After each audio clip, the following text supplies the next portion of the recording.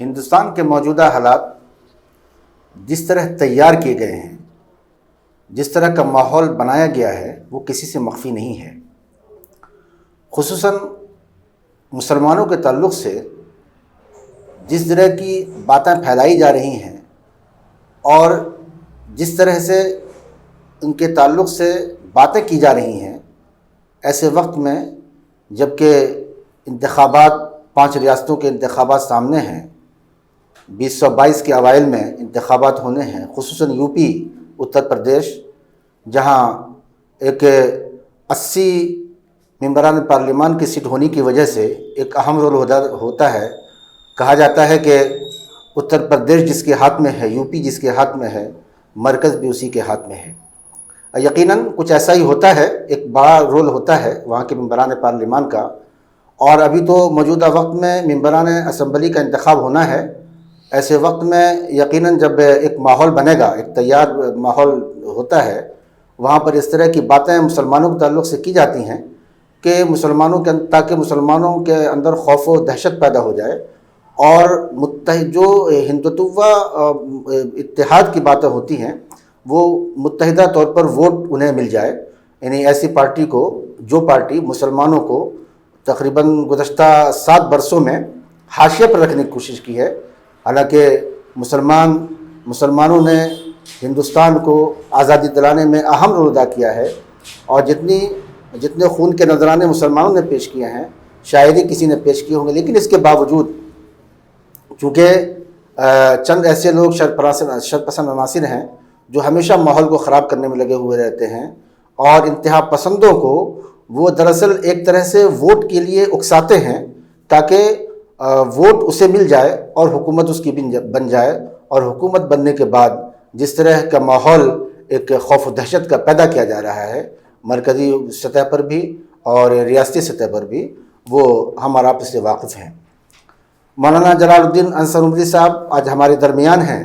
ان کا دورہ کرناٹک یقیناً ان کا دورہ ہمیشہ سے ویسے بہت مصروفیت کا رہا ہے، اور اس درمیان کچھ دنوں میں کافی پروگرامز ہیں، اور لیکن مولانا ہمیشہ ملتے رہے ہیں لوگوں سے، اور ایک زمانے تک مولانا تقریباً 3 میقات تک جو مولانا جلال الدین انصر عمری صاحب جماعت اسلامی کے امیر رہے ہیں، اور ان 3 میقات میں انہوں نے بہت بڑے بڑے کارنامے انجام دیے ہیں، اور تو اس وجہ سے مولانا سے کچھ سوالات ہم کریں گے، خاص طور پر ایسے وقت میں جب کہ مرکز میں مودی کی حکومت ہے، اور مودی اپنی زبان سے تو کچھ نہیں کہہ رہے ہیں، لیکن اس کے جو رفقا ہیں اور ان کے رفقا، ان کے حامیین، ان کے وزراء جس طرح کا ماحول پیدا کر رہے ہیں، اصل میں کہیں نہ کہیں مسلمانوں میں خوف و دہشت پایا جا رہا ہے، مسلم نوجوانوں کی حوصلہ شکنی ہو رہی ہے۔ ایسے موقع پر مولانا کے احساسات کیا ہیں اور ان کے خیالات کیا ہیں، ہم ڈائریکٹ مولانا سے گفتگو کرتے ہیں، اور اس سوال کے ساتھ کہ مولانا موجودہ وقت میں جس طرح کے حالات تیار کیے گئے ہیں، خاص طور پر اسمبلی انتخابات کے پیش نظر یو پی میں، اسی طرح پنجاب میں، ایسے وقت میں جماعت اسلامی کیا رول ادا کر سکتی ہے؟ بسم اللہ الرحمن الرحیم۔ دیکھیے بھائی، ایک بات تو مجھے یہ عرض کرنی ہے، حالات کبھی بھی مسلمانوں کے حق میں سازگار نہیں رہے ہیں۔ ٹھیک ہے، مودی صاحب کی حکومت کے آنے کے بعد اس کے زیادہ حالات خراب ہوئے ہیں، لیکن یہ کہنا کہ حالات اب زیادہ خراب ہیں، پہلے خراب نہیں تھے، یہ بات صحیح نہیں ہے۔ دوسری بات یہ ہے، آپ جانتے ہیں کہ کانگریس کے دور حکومت ہی میں 1 سے 2 مرتبہ ایمرجنسی لگی، اور لوگوں کے ساتھ ساتھ جماعت کے لوگوں کو بھی گرفتار کیا گیا، لمبے عرصے تک جیلوں میں رکھا گیا، یہ گنہگار بھی جیل میں رہا ہے۔ تو لیکن ہماری جلد ہی ضمانت ہو گئی تھی، 3-4 مہینے کے بعد ضمانت ہو گئی تھی۔ تو اس لیے یہ خیال کہ حالات پہلے اچھے تھے اب خراب تھے، میرا خیال ہے صحیح نہیں ہے۔ دوسری بات یہ ہے کہ ٹھیک ہے، یہاں فسطائی طاقتیں بہت مضبوط ہو گئی ہیں. پہلے وہ اقتدار میں نہیں تھیں، اب اقتدار میں ہیں. لیکن بہرحال یہاں ایک جمہوری حکومت ہے یہ، اور یہاں کا ایک دستور ہے. اپنی تمام کمزوریوں کے باوجود یہاں کا دستور آپ کو وہ تمام حقوق دیتا ہے جو کسی بھی شخص کو حاصل ہے. اور دستور اقلیتوں کی خاص طور پر ضمانت بھی دیتا ہے کہ ان کا پرسنل لا محفوظ رہے گا، ان کے ادارے چلیں گے، وہ اپنے ذاتی مسائل میں اپنے مسائل حل کر سکیں گے، تعلیمی ادارے کھول سکیں گے. اس طرح کے بہت سے حقوق بھی دیتا ہے. ہمارے کرنے کا کام یہ ہے کہ یہاں جو دستور نے جو حقوق آپ کو دیے ہیں وہ حقوق بحال رہے ہیں اور وہ حقوق ختم ہونے نہ پائیں. ظاہر ہے کہ یہ اسی وقت ممکن ہے جب کہ دستور بدل دیا جائے. موجودہ دستور میں کہ ہوتے ہوئے کوئی شخص میں تبدیلی آسانی سے نہیں کر سکتا. دوسری بات یہ ہے کہ کسی بھی ملک میں عدالت کو آخری فیصلہ کرنے کا حق حاصل ہوتا ہے. چنانچہ آپ دیکھیں گے کہ مسلمانوں کے ساتھ جب بھی کوئی زیادتی ہوتی ہے، کسی فرد کے ساتھ ہو، کسی جماعت کے ساتھ ہو یا کسی بھی گروہ کے ساتھ ہو، تو لوگ عدالت کی طرف رجوع کرتے ہیں. عدالتوں کے اندر بھی بہت سی کمزوریاں آ گئی ہیں. خود عدالت کی ججز اس کا اظہار بھی کرتے ہیں. لیکن اس کے باوجود بہرحال جمہوری ملک میں آخری چیز عدالت ہی ہوتی ہے. آپ کے حق پر کسی نے قبضہ کر لیا ہے، آپ کی جائیداد پر، آپ کے مال پر، یا آپ پر کوئی حملہ ہوا ہے، آپ کے ساتھ زیادتی ہوئی ہے، تو آپ کے لیے کوئی چارہ کار نہیں ہے سوائے اس کے کہ آپ عدالت میں جائیں. ابھی تک عدالتیں یہاں یہ کہا جا سکتا ہے کہ آزادی سے فیصلے کرتی رہی ہیں اور بہت سے فیصلے حکومت کے خلاف بھی انہوں نے کیے ہیں.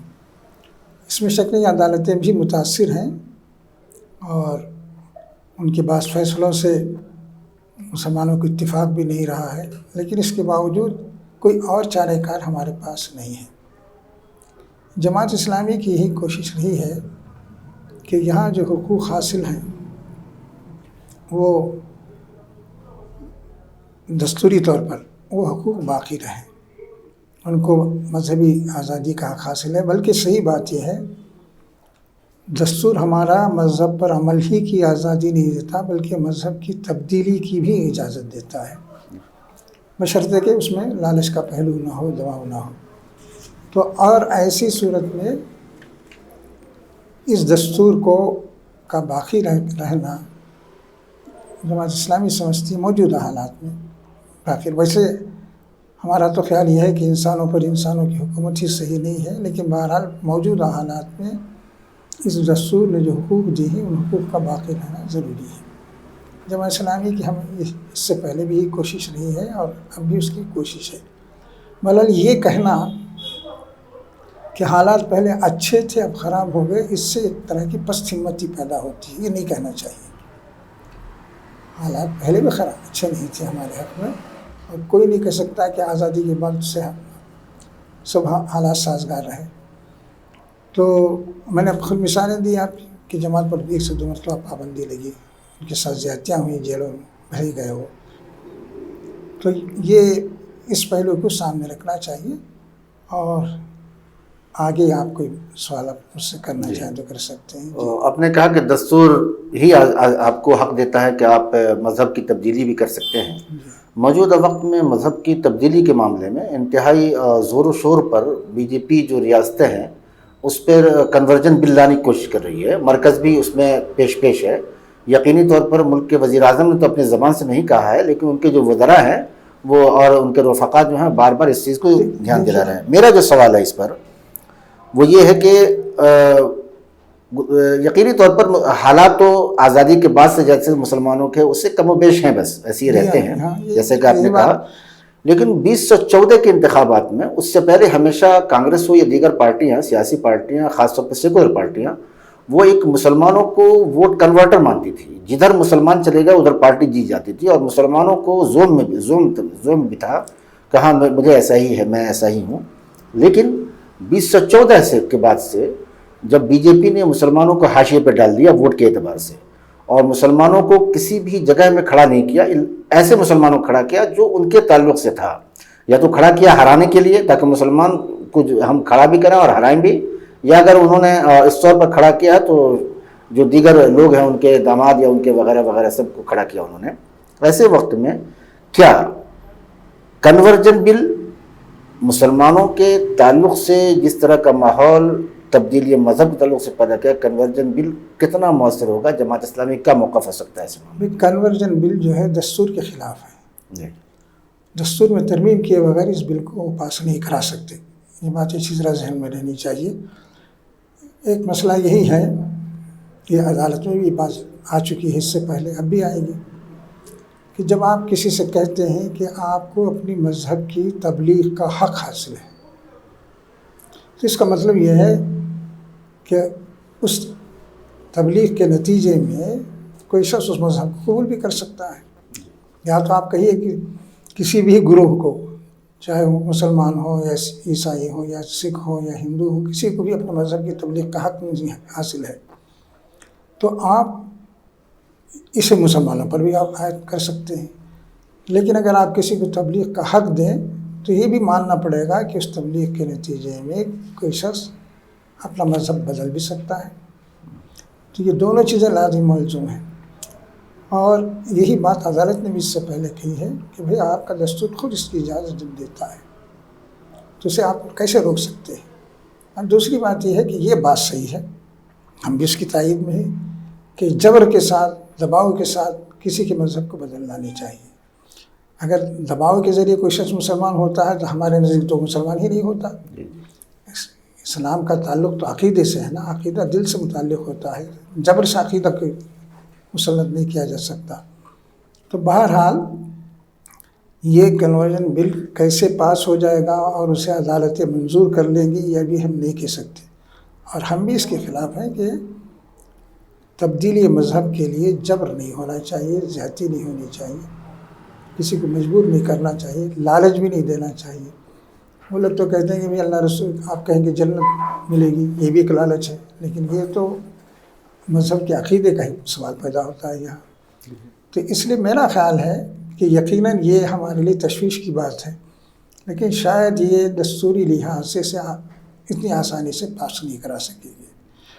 اگر پاس ہو جاتا ہے، جیسے کہ گزشتہ دنوں طلاق کے معاملے میں ویسے ہی ہوتا رہا کہ راجیہ سبھا میں بی جے کے ممبران زیادہ نہیں ہیں، زیادہ ایسا ہوگا، اور ظاہر سی بات ہے کہ وہ ہو بھی گیا، جیسے بھی طریقے ہوں، جمہوری طریقے جیسا بھی کیے جا رہے ہوں، اگر ہو جاتا ہے تو مسلمانوں کا لائحہ کیا ہونا چاہیے؟ اگر ایسی کوئی صورت حال پیدا ہو جاتی ہے تو مسلمان اس بات کی کوشش کریں گے کہ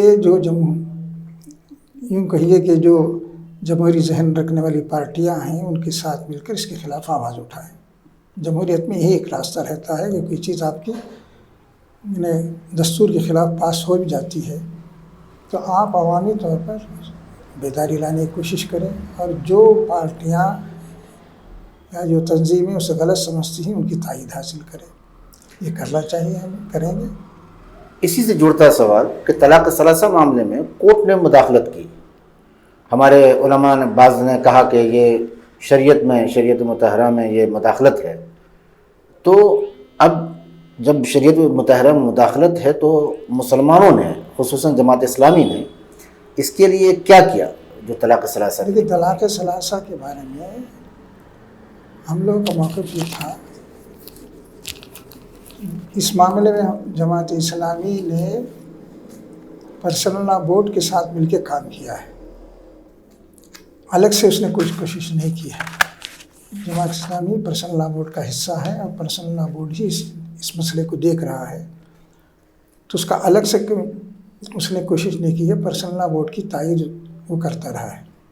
اب جہاں تک طلاق ثلاثہ کا مسئلہ ہے وہ ایک قانونی مسئلہ ہے، اسے عدالت نے ٹھیک سے سمجھا نہیں ہے۔ مسئلہ یہ ہے کہ قرآن نے طلاق کا ایک طریقہ بتایا ہے، بھئی آدمی 2 مرتبہ طلاق دے سکتا ہے، تیسری مرتبہ طلاق دے گا تو پھر بیوی الگ ہو جائے گی۔ 2 مرتبہ طلاق دینے کا حکم ہے، اور اسی میں رجوع کا بھی حق حاصل ہے، اور احادیث میں اس کی وضاحت بھی کر دی گئی ہے۔ فطری طور پر ایک سوال پیدا ہوتا ہے کہ یہ جو 2 مرتبہ طلاق دینا کا حق دیا گیا ہے، یا تیسری مرتبہ طلاق دینے کے بعد ہمیشہ کے لیے بیوی الگ ہو جاتی ہے، اس پر اگر کوئی شخص عمل نہ کرے، ایک ساتھ 3 طلاق دے دے، تو کیا حکم ہوگا اس کا؟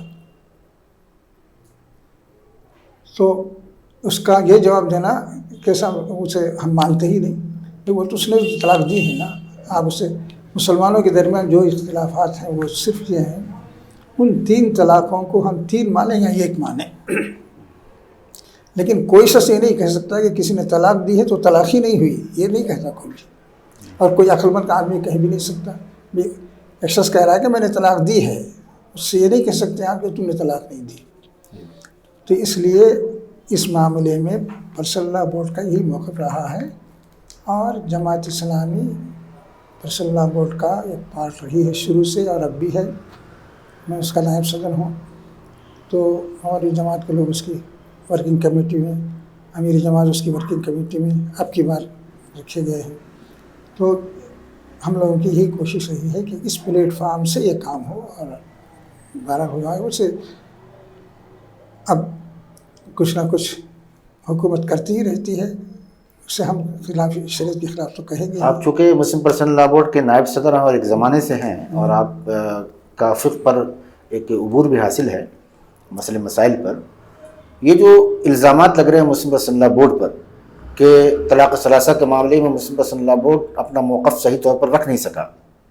نہیں، میں نے خیال ابھی یہ سوال دراصل ابھی جو جنرل سیکریٹری بنائے گئے مولانا خالد سیف اللہ رحمانی صاحب، ان سے بھی سوال کیا گیا تھا. انہوں نے کہا ایسا کچھ بھی نہیں ہے، اور دراصل حکومت کی نیت اچھی نہیں تھی، اس وجہ سے ایسا ہوا. معاملہ عدالت کا ہے کہ حکومت کا ہے؟ دیکھیے صاحب، سیدھی بات یہ ہے کہ ہم یہ نہیں کہہ سکتے کہ بھی پرسنل لا بورڈ نے اس کی وکالت نہیں کی یا کمزور کی.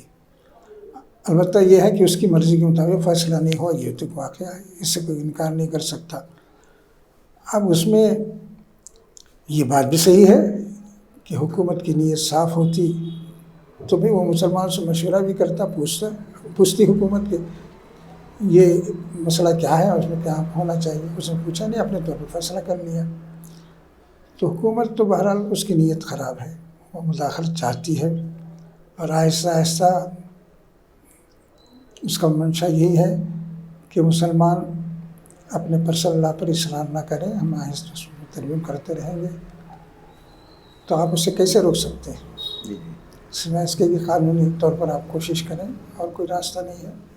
اس موقع پر ایک اور الزام مسلم پرسنل لا بورڈ پر بحیثیت نائب صدر آپ کیا کہیں گے کہ فقہ میں خصوصاً فقہ حنفیہ پر عمل مسلم پرسنل لا بورڈ کرتا ہے، جبکہ مسلم پرسنل لا بورڈ نمائندہ سب کا ہے. یہ بات تو صحیح ہے. کیوں نہیں اہل حدیث کی بات کو مان لیا گیا کہ ہاں بھائی طلاق ایک ہی ہوگی؟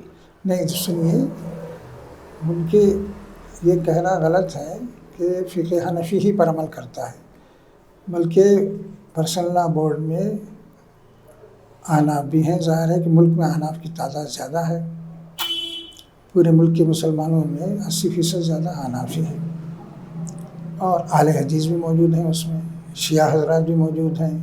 ان سب کو لے کے پرسنل لا بورڈ چل رہا ہے. اس لیے یہ نہیں کہا جا سکتا کہ وہ حنفیوں کی ہی ترجمانی کرتا ہے. اس کی وجہ ظاہر ہے کہ اس کی بڑی وجہ وہی ہے کہ مسلمانوں کی بڑی آبادی پورے ملک میں، اگر آپ مسلمانوں کے مسلک کے لحاظ سے جائزہ لیں، چاہے وہ دیوبندی ہوں، بریلوی ہوں، یہ ہوں، سب کو الگ کر کے، تو 80% سے زیادہ حنفی مسلک پر عمل کرنے والے ہیں. تو جو تنظیمیں ہیں ان کو ساتھ لے کر ہی وہ عمل کرتا ہے. اہل حدیث حضرات کا مسلک یہ ہے کہ اگر کوئی شخص 3 طلاق بیک وقت دے تو وہ یہ نہیں کہتے کہ طلاق نہیں ہوئی جیسے حکومت کہہ رہی ہے، وہ کہتے ہیں کہ وہ ایک طلاق. اس سے کیا فرق پڑتا ہے؟ بھائی طلاق تو مانتے ہی نا وہ بھی. کوئی بھی شخص یہ نہیں کہتا کہ ایک شخص نے اگر کہا کہ میں طلاق دے رہا ہوں، طلاق دے رہا ہوں، طلاق دے رہا ہوں، یا 3 طلاق دے رہا ہوں، تو طلاق ہی نہیں ہوئی، یہ کیسے کہہ سکتا ہے؟ تو مسلم پرسنل لا بورڈ نے عدالت میں یہ کیوں نہیں کہا کہ بھئی ہمارے یہاں ہر طرح کے مانے جاتے ہیں، ایک بھی طلاق مان لیتے ہیں اسی کو 3 طلاق نہیں، مطلب یہ اس سے کیا فرق پڑے گا؟ بھائی طلاق تو ہوئی نا، اب آپ اسے 1 مانیں یا 3 مانیں. تو اب یہ بھائی احناف کا مسئلہ یہ ہے کہ ایک شخص نے کہا کہ میں نے 3 طلاق دی ہے، تو آپ اسے یہ کیسے کہیں؟ جی بھئی اگر وہ شخص کہتا ہے کہ نہیں صاحب مجھ سے غلطی سے میں نے، یا یہ کہتا ہے جوش میں نے طلاق طلاق طلاق طلاق کہہ دی اور میرا مقصد ایک ہی تھا، تو ہم مان لیں گے، پھر کم سے کم میں مان لوں گا. جی لیکن اگر کوئی شخص کہتا ہے نہیں صاحب میں نے 3 طلاق دی ہے اور اس کم وقت سے ابھی چھٹکارا حاصل کرنا چاہتا ہوں، تو کیا کہیں گے آپ؟ ایسے حالات پیدا ہو جاتے ہیں ناگہان. وہ کہتا ہے کہ نہیں میں اسی وقت اس سے چھٹکارا حاصل کرنا چاہتا ہوں، یا میں نے 3 طلاق سوچ کے 3 دی ہے 3، تو اب کیا کہیں گے ہم؟ نہیں بھائی وہ ایک ہے، نہیں کہہ سکتے نا. اہل حدیث حضرات کا مسلک یہ ہے کہ وہ 3 دے رہا ہے تو وہ ایک مانیں گے ہم، بیک وقت اگر وہ 3 دیا ہے.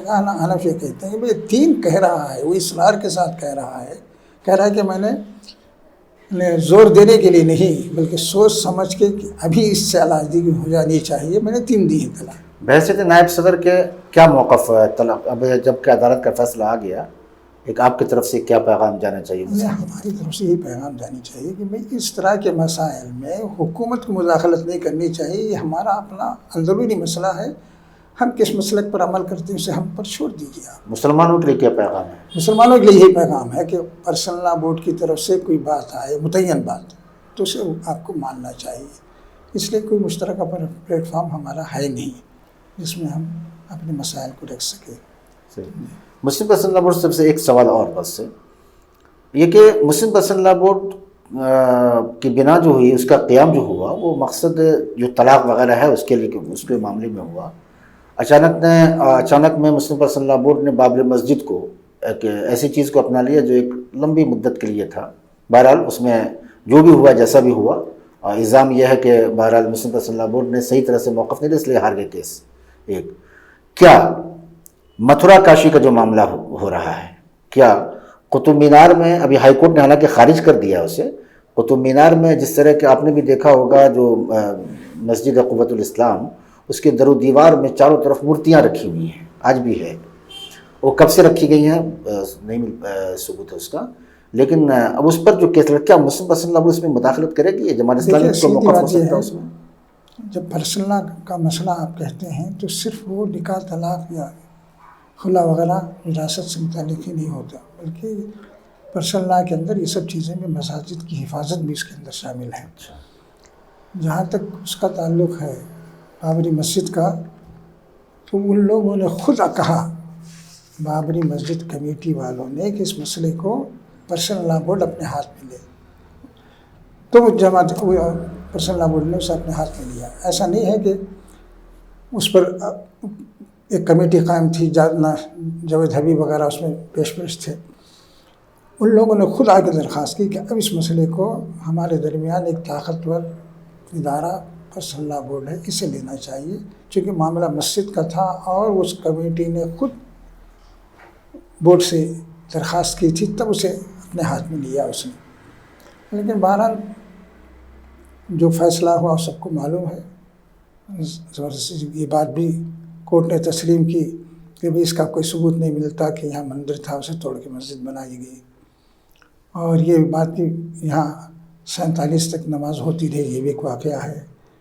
تو یہ سب باتیں تسلیم کرنے کے بعد اس نے فیصلہ کر دیا کہ یہ آستھا کا معاملہ کورٹ کہتا نہیں ہے، لیکن دراصل جب حکومت اکثریت کی طرف سے یہ بات آتی ہے کہ یہ ہمارے آستھا کا معاملہ ہے یا عقیدے کا معاملہ ہے، تو عدالت بھی غالباً اس سے متاثر ہو جاتی ہے. تو اسی طرح کے اگر سامنے آ جائے متھرا کاشی کے معاملے کو لے کر کے، کیا مسلم پرسنل لا بورڈ سے ہاتھ میں لے گا؟ ابھی تک تو اس نے نہیں لیا ہے، میرا خیال ہے لے گا. چونکہ قوت الاسلام کا معاملہ بڑا طول پکڑتا جا رہا ہے، متھرا کا معاملہ ابھی متعین طور پر اسے نہیں لیا ہے، لیکن امید ہے کہ وہ اسے لے گا. چونکہ مستقل طور پر ابھی اس کا متھرا کاشی کا معاملہ، وہاں پر مورتی نصب کرنے کا تو پورا ان لوگوں نے ٹھان لیا، جیسے ظاہر ہے کہ کورٹ نے اسے ہٹا دیا ہے، دیکھ لیا میں نے بھی. لیکن اس کے باوجود خطرہ تو ہے، اور پرسنل لا بورڈ کو اس کی طرف بھی توجہ کرنی چاہیے.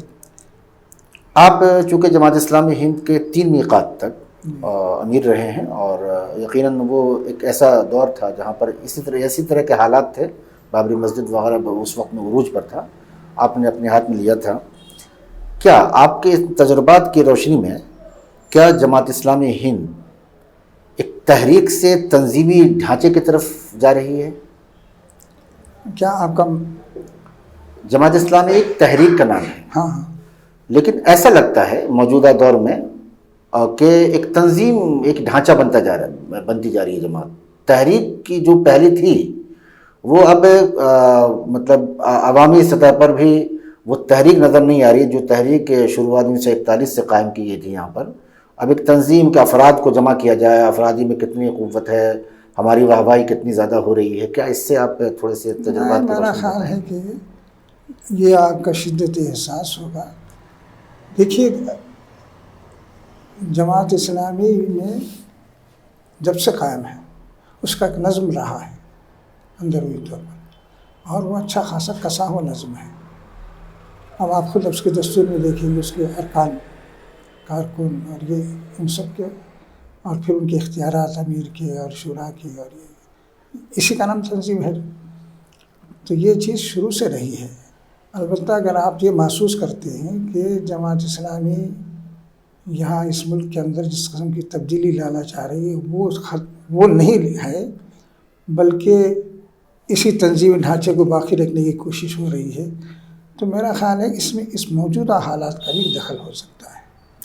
ہم اسے نظر انداز نہیں کرنا چاہیں گے۔ کم سے کم 2 سال سے جو صورتحال ہے، آدمی کو بولنے کا حق نہیں ہے، اظہار خیال کی اسے آزادی نہیں حاصل ہے، چل پھر نہیں سکتا ہے، لوگوں کو جمع نہیں کر سکتا ہے، تو ظاہر ہے کہ ہمارا دائرۂ کار بھی اپنے اندر ہی رہے گا، پبلک میں آنے کے ہمارے مواقع کم ہوں گے۔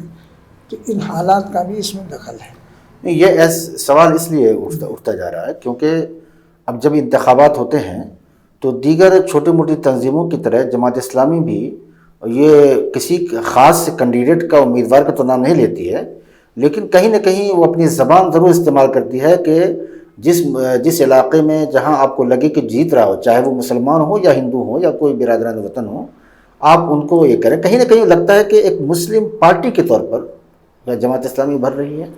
دیکھیے، سیدھی بات یہ ہے کہ میں نے بتایا نا، ہمارے سامنے شروع سے یہ بات نہیں ہے، چاہے وہ مولانا عبداللہ صاحب کا زمانہ ہو یا بعد میں سراج الحسن صاحب، یا ہمارا بھی دور رہا ہے۔ ہماری ایک کوشش رہی ہے کہ یہ اس ملک میں وہ لوگ جو بہرحال دستور کے محافظ کے طور پر سامنے آئے، ان کی حمایت کرنی چاہیے، اور یہی عام مسلمانوں کا بھی رجحان رہا ہے۔ اب اس وقت یو پی کا آپ نے نام لیا، ظاہر ہے کہ یو پی ایک بڑی طاقت ہے، اور 80 ممبران کی تعداد بہت بڑی ہوتی ہے، اور اس کا ایوان بھی 450 کا ہے، بہت بڑی تعداد ہے اس کی۔ اور ساؤتھ کی ریاستوں میں جتنے مسلمان ہیں ان سب کو اگر آپ شمار کر لیں تو اس سے زیادہ صرف یو پی میں سے مسلمانوں کی تعداد وہاں 19-20% ہے، لیکن آبادی کے لحاظ سے وہ بہت بڑی ریاست ہے۔ تو اس کے باوجود اب اس وقت ایسا محسوس ہوتا ہے کہ بی جے پی سے چونکہ لوگوں کو، یعنی کم سے کم مسلمانوں کو اطمینان نہیں ہے، ان کا رجحان سماجوادی پارٹی کی طرف نظر آتا ہے، اکھلیش کی طرف گویا ان کا رجحان ہے، اور وہ کوشش بھی کر رہے ہیں لوگوں سے ملے ملائے۔ اب کیا ہوگا نتیجہ سنیے بعد میں، چونکہ بہت سی غلط حرکتیں کی ہیں اس نے، اس وجہ سے، اور گرانی، اور خاص طور پر نوٹ بندی کا جو مسئلہ کھڑا ہوا ہو، جس کی وجہ سے جس طرح کی لوگ پریشانی لوگوں کو لاحق ہوئی، ان کی وجہ سے یہ بات لوگوں کے لیے پریشان کن تو ہے، لیکن اس کے باوجود ہم نہیں کہہ سکتے کہ اکھلیش، مایاوتی ابھی ساتھ میں تو نہیں دے رہی ہے، لیکن آگے چل کے کیا کرے گی۔ کانگریس بھی اکھلیش سے ذرا دوری ہی بنائے ہوئے ہے، حالانکہ کانگریس کا یو پی میں کوئی خاص اثرات نہیں ہے۔ پرینکا گاندھی کے آنے سے کچھ لگتا ہے کچھ اس بار ووٹ فیصد بڑھ جائے گا؟ ہاں، مطلب یہ کچھ اس کی طرف رجحان مسلمانوں کا ہے۔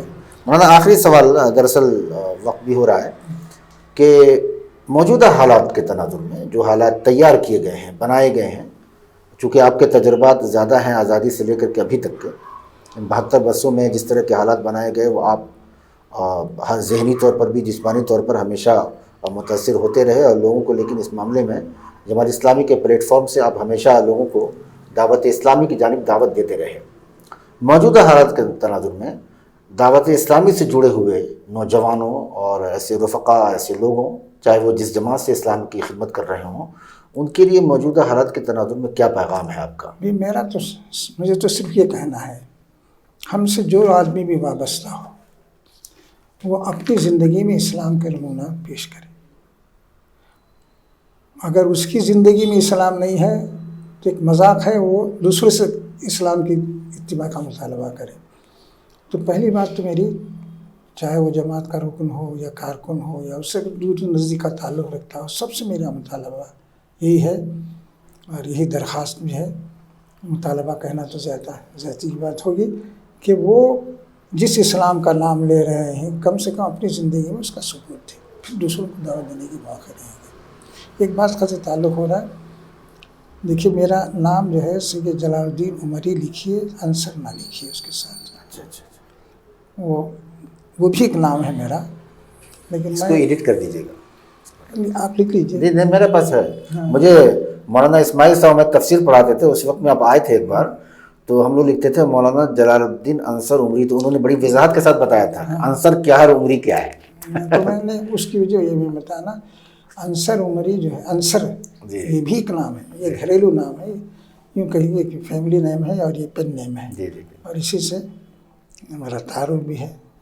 تو سید جلال الدین عمری اتنا لکھیے کافی ہے. ٹھیک، بہت بہت شکریہ مولانا. آپ نے بہرحال موجودہ حالات کے تناظر میں جس طرح کے ماحول، جس طرح کے حالات تیار کیے جا رہے ہیں، اس میں آپ نے بہت قیمتی مشورے دیے، اور امید ہے کہ مولانا کی باتوں سے مسلم نوجوان خاص طور پر اس سے فائدہ اٹھائیں گے اور اپنی زندگی کے لیے اسے لائحہ عمل کے طور پر لیں گے. شکریہ مولانا، بہت بہت.